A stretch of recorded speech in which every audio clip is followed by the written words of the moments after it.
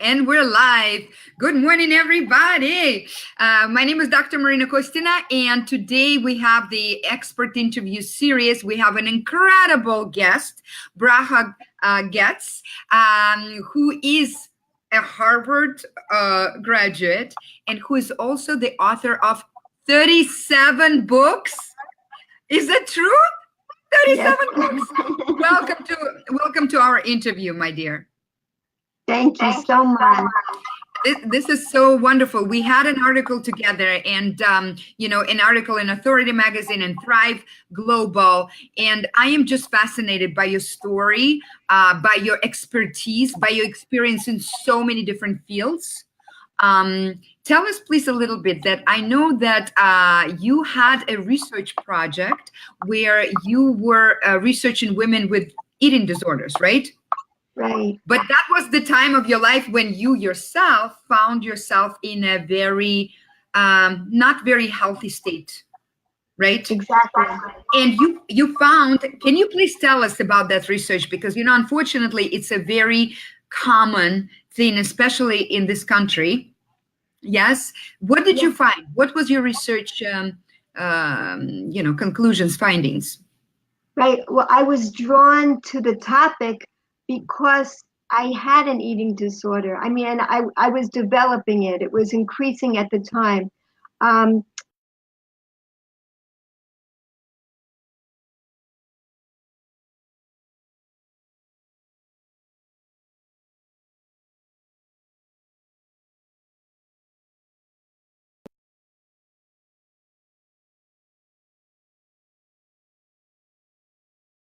It was called Women Look at Biology, Looking at Women.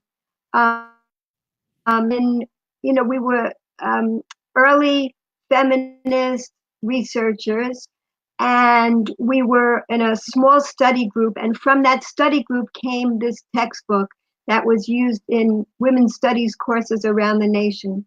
Wow. So my topic was, why are so many anorexics women? Why are women anorexic much more than men? That's what I was studying. And what I was, the conclusions had to do with the socialization of women and why women were so drawn to become excessively thin and things like that. So that's what I was studying. It is very interesting. In this country that is supposedly, right, has abundance of everything, especially compared to other countries, right?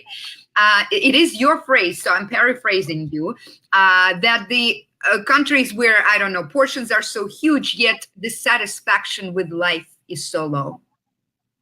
Exactly, right. And the reason for that, I would say, is because we're so drawn, we have so much of the physical surrounding us. We have such high levels of physicality that we actually forget we're really souls. That's what we are. We're souls, and we're clothed in bodies. And because we see our bodies and we don't see our souls, we tend to focus on that, and we get over focused on it, and we forget about the spiritual nourishment that we need and that we feeding your spirit. Absolutely. And this comes from the Harvard graduate, everybody. There's some weird sound going on, right? There is an echo. Do you hear the echo? Oh, I don't know.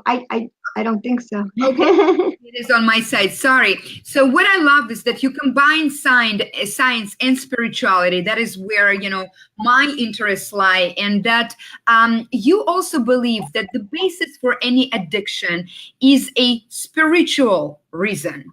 Could you explain a little bit more? What do you mean? Yes. And I have a funny story.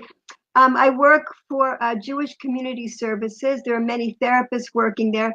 At one point, years ago, we had a speaker come, and they said, whoever believes that there's a physical basis to addiction, go in this corner.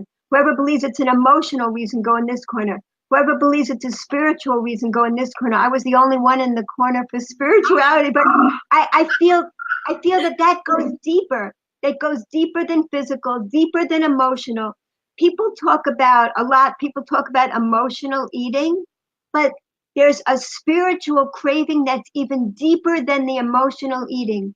And what I discovered in my life, and that's what my memoir is about, it's kind of a psychological mystery, is I discovered that what I was really craving was spiritual nourishment. And when I finally got the spiritual nourishment that I was desperately searching for, then suddenly, I wouldn't say suddenly, but gradually, the eating disorders dissolved. They had no purpose anymore because I wasn't starving. My body didn't need to give me the message that my soul was starving. Once I was no longer starving and I was getting the nourishment I needed, there was no need for the disorders anymore. And and the other type of disorder that's so common is overeating. People eat and eat and eat because there's no end to it. They they desire pleasure. They need more pleasure in their lives, and so people go for an immediate pleasure, which food brings. And food is supposed to be pleasurable, but if you don't have deeper pleasures in your life, then you get stuck on those very temporary and fleeting pleasures, and you just have to keep having more and more of them because your soul is not satisfied. You're not getting the lasting pleasures, the deepest and greatest pleasures that will satisfy you and bring you real sustenance in life. And and I think if we get the spiritual fuel that we need, that helps our souls to shine. When our souls shine, it helps to illuminate the whole world. And that's really what we're here for. So that's the message of my memoir, and that's the message I feel of my life. That's really what I want to get across to people. I love it. I believe that any form of disease starts in the spiritual realm, right? It's our disconnect from the source. And you talk about pleasure. And I think that in our society, both pleasure and pain are kind of removed. We're not supposed to, especially women, pleasure, forget about it, taboo. But pain, especially in a Western society, especially in American society, where we're supposed to be, oh, everything is great. We don't have any tools to process pain and to understand, even perceive pain as a necessary source, right? That guides us back to ourselves. What is your opinion about pain in that regard? And how can it help us bring pleasure? Yes, this is brilliant what you're saying, and I'm so impressed. I wonder how you came to this because this is so essential. Um, the teacher that really transformed my life, who I met in Israel, was Rabbi Noah Weinberg, and he asked this question. This is the question that changed my life. He said, "What is the opposite of pleasure?"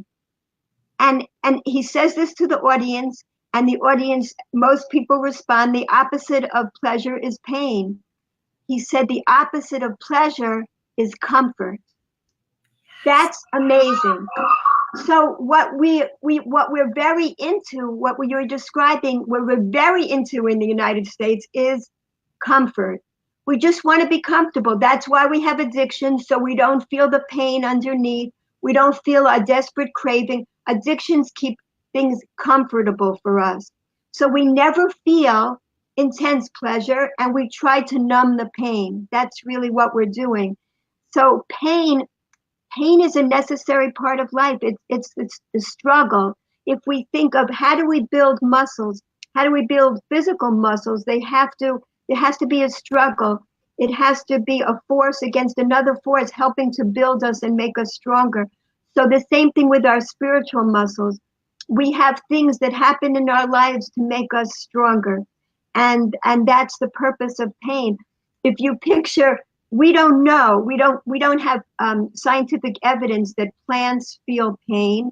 We do have some scientific experiments that if you talk and if you scream at plants, they don't grow as well as if you talk to them gently. We have that, but and many people, don't accept it. But the thing is, when you picture that plant pushing up through the ground, you know that they are fighting against. It's a tremendous struggle.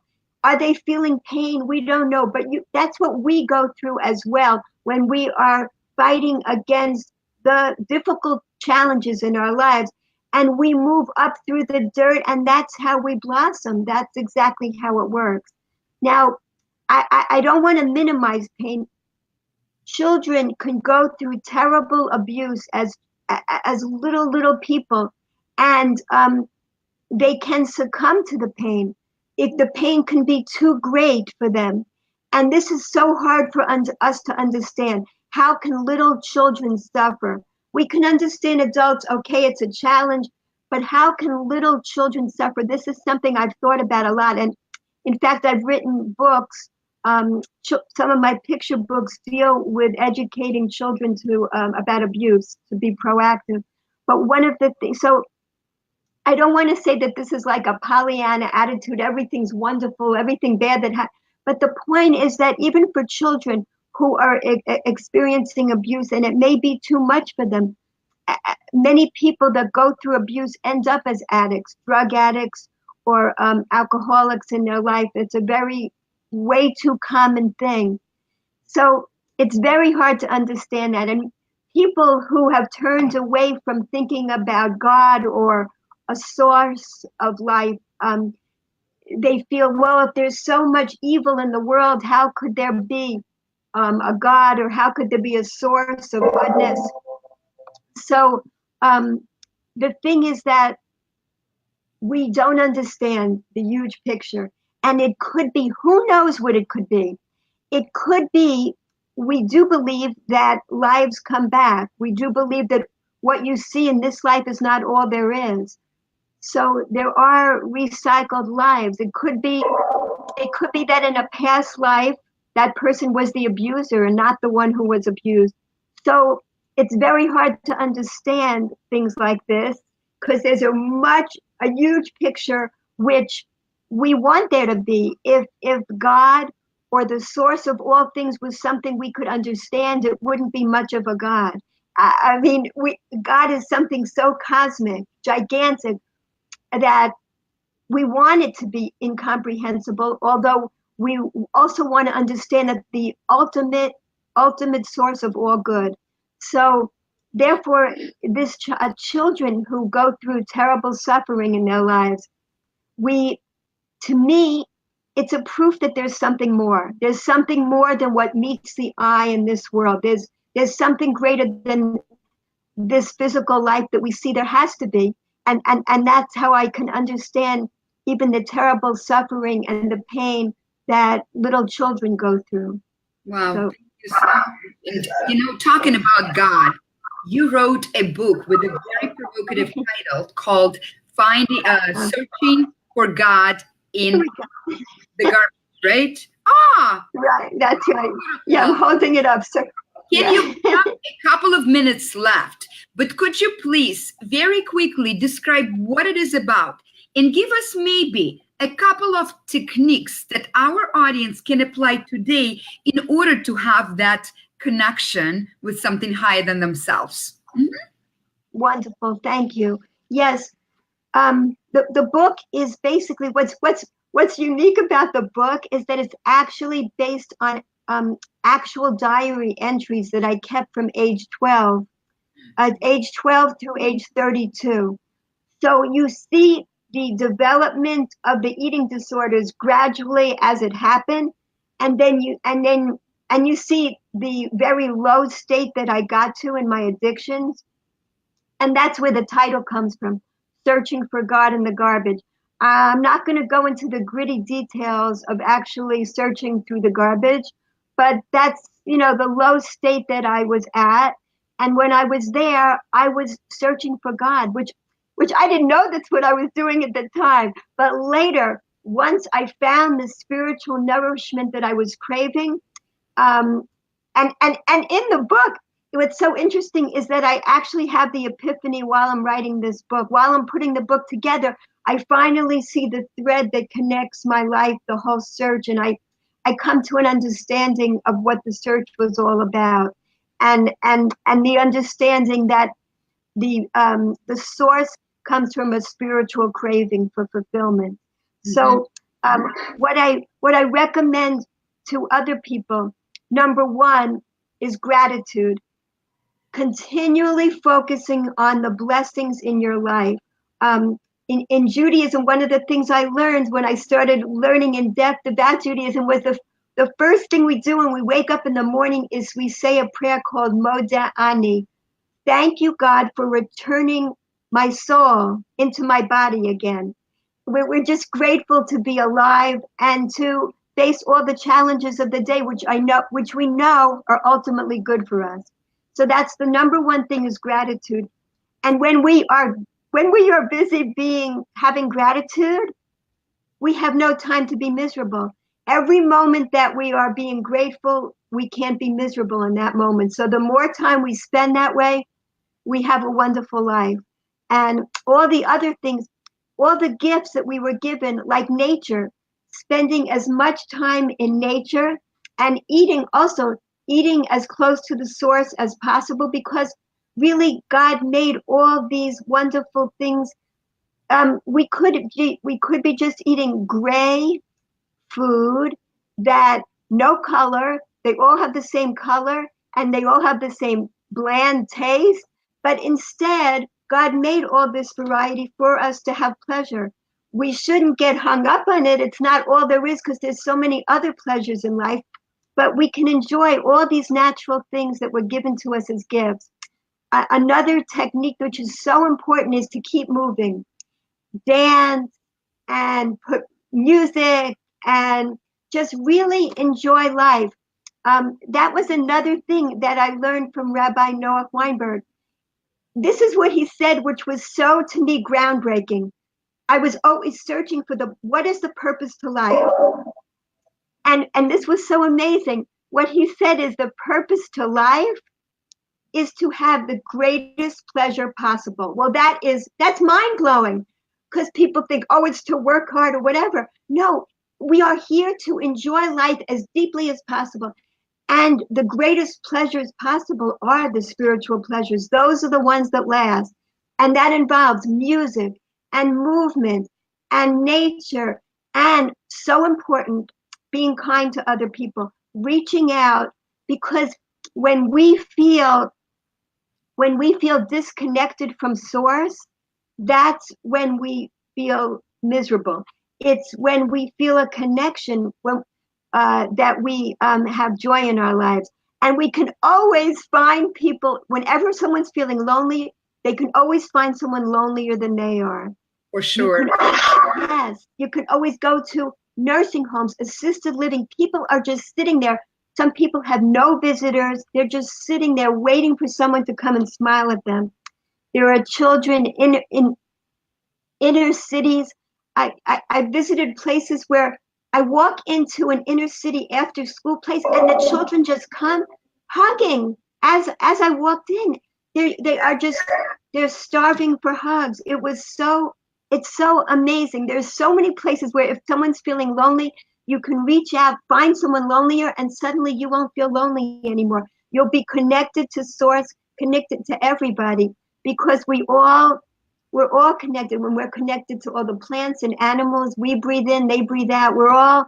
The more connection that we feel, the more love and joy we can bring into our lives. So, yeah. These are recommendations. Thank you so much. You are connected, because I can see the passion. I think everybody here, interesting perspective, great interview, totally grasping attitude right now. Love it. Have a beautiful day. Shalom. Great topic. Very good. Okay, so you are really like this fire starter, my dear, who is like just igniting everybody's soul. Thank you so much for such a profound interview. We can talk for hours, but unfortunately we're limited. So please check out this incredible woman and her books, of course. And now you're all connected on the yes, beautiful book. Yeah, hold up another one. Okay. Yeah, one of them. Okay. So thank you so much. And we will see you soon. And please have a ravenous life and move away from your lethargic state of mind. Thank you. Bye-bye. Thank you.